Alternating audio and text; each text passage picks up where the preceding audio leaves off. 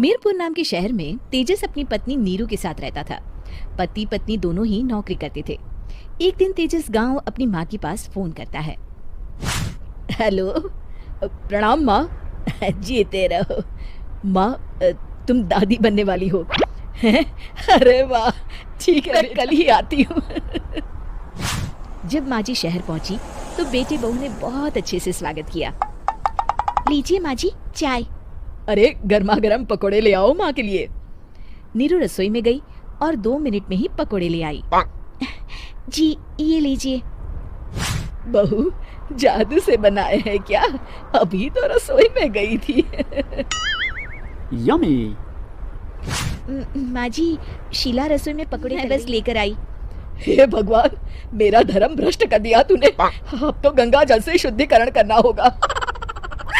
दूसरे दिन, माँ जी मैंने नाश्ता बना दिया है, ऑफिस जा रही हूँ। पर अभी तो घर का सारा काम पड़ा है। शीला आती ही होगी, झाड़ू पोछा बर्तन कपड़े वो सब कर लेगी।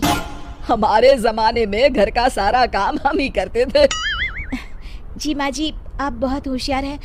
मैं घर ऑफिस दोनों नहीं संभाल। तो जरूरत क्या है घर से बाहर जाकर चाकरी करने की? वैसे भी घर का काम खुद करने से घर में बरकत आती है, समझी? पर माँ जी। पर वर कुछ नहीं, इस महीने की पगार मिले फिर ऑफिस बंद है। हाँ। रात को नीरू तेजस से कहती है, सुनिए जी, माँ जी बोल रही थी कि मैं नौकरी छोड़ दूं। वैसे ठीक ही तो है, अभी तुम्हें आराम की जरूरत है। फिर भी आराम कहाँ, शीला को छुड़ाने के लिए बोल रही। तो अब 24 घंटे में इतना काम तो कर ही सकती हो। पर जॉब पसंद है मुझे, घर पर मन नहीं लगेगा। अगले दिन जब दोनों ऑफिस के लिए निकल रहे थे। मेरी तो कोई कीमत ही नहीं है इस घर में। माँ जी, आजकल महंगाई बहुत है, रहन सहन भी बदल गया है। दोनों नौकरी करते हैं तभी ठीक रहता है। अच्छा, तू कहना क्या चाहती है? मेरा बेटा तुझे बिठा के खिला नहीं सकता? तू ही इस घर का खर्च चला रही है, हैं? नहीं माँ जी, मेरा वो मतलब नहीं था। मतलब खूब समझती हूँ, ये बाल धूप में सफेद नहीं किए मैंने। हाँ। अब तो ये रोज का काम हो गया था। तेजस भी रोज की झिकझिक से परेशान हो गया था। एक दिन उसने कहा, नीरू, वैसे भी तुम्हें मैटरनिटी लीव मिलने वाली है, तो अभी से ही छुट्टी ले लो। पर क्या, मेरी सैलरी अच्छी खासी है।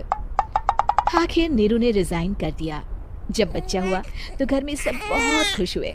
कुछ दिनों बाद तेजस क्या हुआ तेजस, कुछ परेशान लग रहे हो? हाँ, वो हमारी जितनी सेविंग्स थी वो तो हॉस्पिटल में और छठी के फंक्शन में खत्म हो गई है नीरू। और अभी वैसे मंदी चल रही है तो मैं बोल रही थी कल मुन्ना को हेपेटाइटिस का टीका लगवाना है। नीरू, क्या पोस्टपोन नहीं कर सकते? नहीं जी, बिल्कुल नहीं। अब तेजस को समझ में आ रहा था कि उससे गलती हुई है। पैसों की कमी का असर पर भी पड़ रहा था।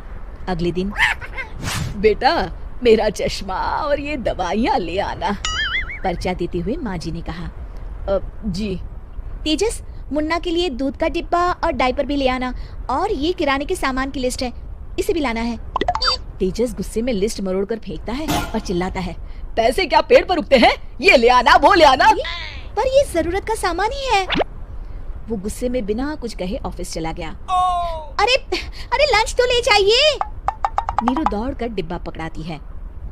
एक दिन खाना खाने के बाद, नीरू, अब तो मुन्ना कुछ बड़ा हो गया, तो अब तुम वापस ज्वाइन कर लो ना जॉब। पर इस रिसेशन में जॉब मिलना बहुत मुश्किल है। ट्राई तो करो। फिर मुन्ना? माँ जी है ना, और एक फुल टाइम मेड भी लगा लेंगे। पर माँ जी, उन्हें तो पसंद नहीं। तभी माँ जी वहाँ आ जाती है और प्यार से नीरू के सर पर हाथ फेरते हुए बोलती है, अब मेरी समझ में आ गया बहू, पहले के और अब के समय में अंतर है। तुम काम शुरू करो, मुन्ना की जिम्मेदारी मेरी। मेरी प्यारी माँ जी। ये कहकर नीरू उनके गले लग गई। शिक्षा, परिवर्तन संसार का नियम है, हमें भी समय के साथ चलना चाहिए। उम्मीद है कि आपको हमारी ये कहानी पसंद आई होगी।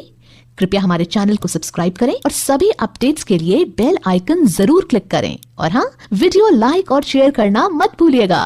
Bye bye.